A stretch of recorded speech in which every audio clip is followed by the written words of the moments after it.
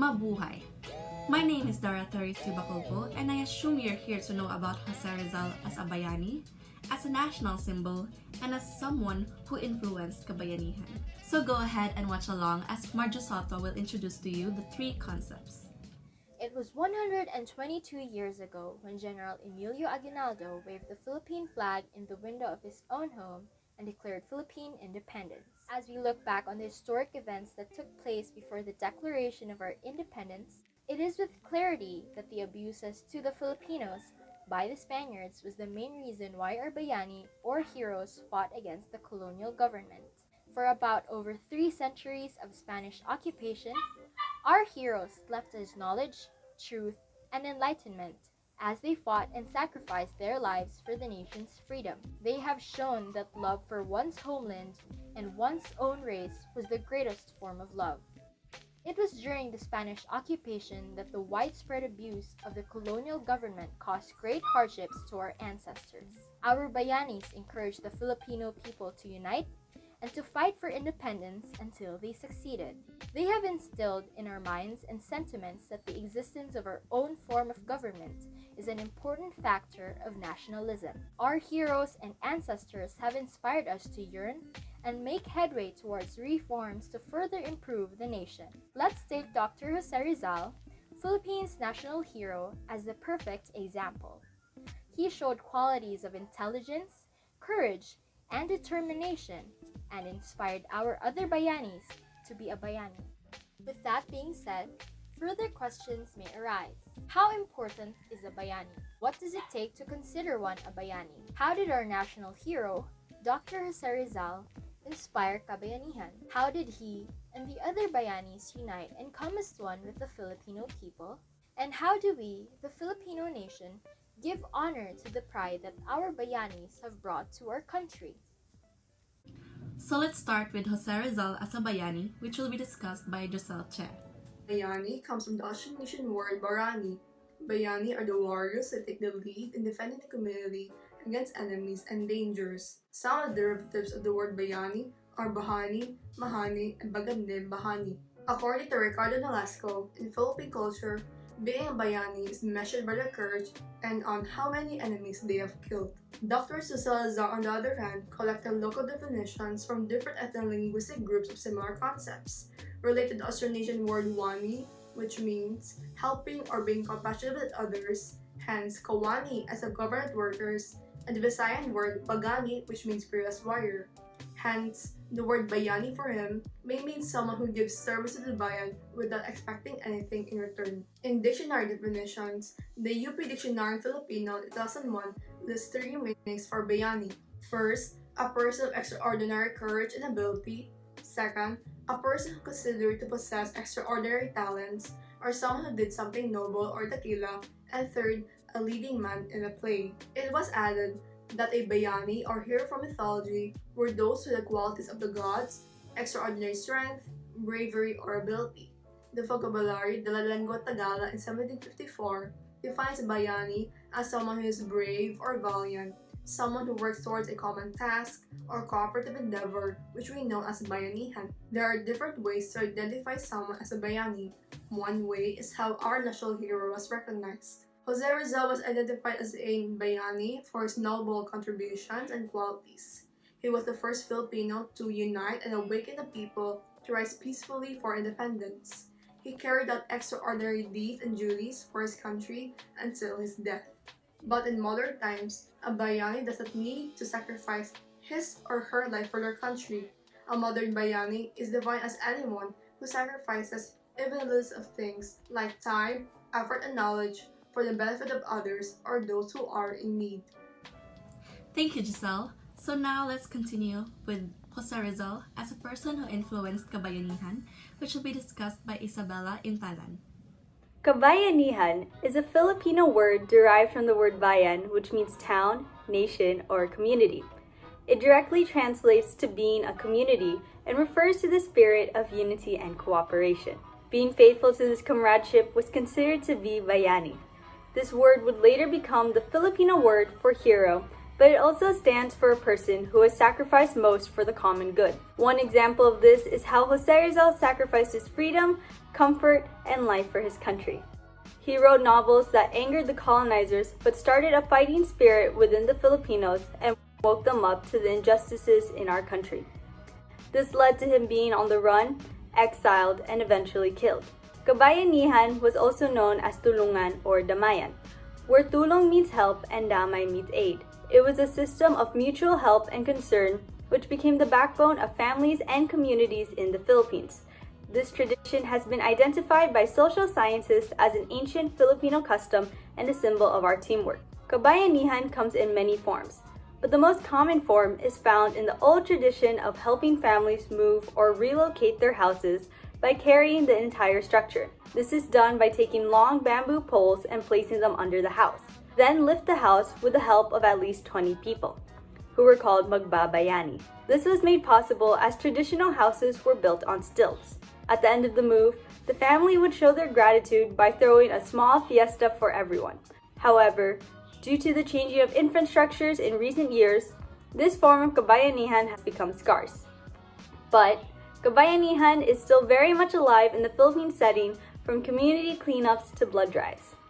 Now we've reached to the last part, which is Jose Rizal as a national symbol, which I will be discussing. So you might already have an idea of what a national symbol is, but let me tell you more about it. Symbols practically represent a wide variety of things, and it is associated with something meaningful. Now, when we say national symbol, it means it represents a country or a nation's traditions, ideals, and history, and they are there to give an identity for the country and unite the citizens through nationalism. So in our country, the Philippines, we have the following official national symbols.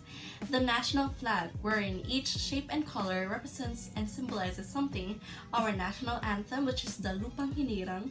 Sampaguita as national flower, Nara as national tree, Philippine eagle as national bird, Pintado Maxima as national gem, Arnis as national sport, Bangus as national fish, Bahay Kubo as national house, Carabao as national animal, Mango as national fruit, Anahaw as national leaf, and lastly, Dr. Jose Rizal as our national hero. We see and use these symbols everywhere, from money, stamps, street names, monuments, postcards, songs, and many more. So these symbols actually take several years and undergo a lot of process and criteria before becoming official. Like our national hero, there were multiple candidates being considered, and to become one must be a person with admired achievements, great bravery, and great sense of nationalism and patriotism, and must be a Filipino, a peace-loving and pacifist, and must have died for the country as a martyr. So why Rizal? Well, he was a great model of peacemaker by his complete self-denial, abandonment of personal interests, and he thought only of the country until he died. There is an anecdote about how when he was once a little boy, Jose Rizal was glimpsed by his sisters in their Calamba ancestral home, busy molding some historical figures. They laughed and teased him about his crude work, so he told them, "Alright, laugh at me now, but in the future, see if people make statues of me." So these words expressed in childhood innocence proved strangely prophetic. So where's the lie now? He is especially remembered on December 30 when the nation commemorates the death anniversary and martyrdom of Rizal. So today we have statues and monuments of Rizal in virtually every town or city plaza around the archipelago, as well as countless monuments of stone, granite, or bronze that stand in different parts of the world, even in places he never set foot in, where they recognize him for his significant literary and scientific contributions, wide influence, outstanding achievements, intelligence, heroism, and goodness. So let's hear on Mary Lourdes Sodorifa as she concludes and summarizes the three concepts. History portrays Jose Rizal as a highly patriotic man, one who loved his country and one who recognized his duties and responsibilities as a Filipino. Multiple accounts have proven how he fought for the Philippines long and hard, even sacrificing his life for the rights of every Filipino. He used his education and intellect to lead the country and inspire change amid the threats and harm it cost him. From his powerful writings to his courageous leadership, no doubt Rizal's life played a big factor in amplifying the spirit of nationalism among the Filipino people.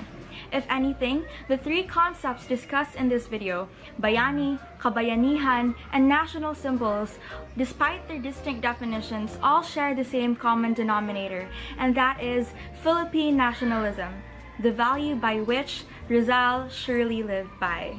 Bayani, in a general perspective, refers to someone who is selfless enough to sacrifice personal comfort for the benefit of the nation, brave enough to go against the hurdles for the sake of the country's good. Additionally, Kabayanihan is a Filipino custom that speaks about Filipinos' teamwork, their willingness to help each other whenever the need arises.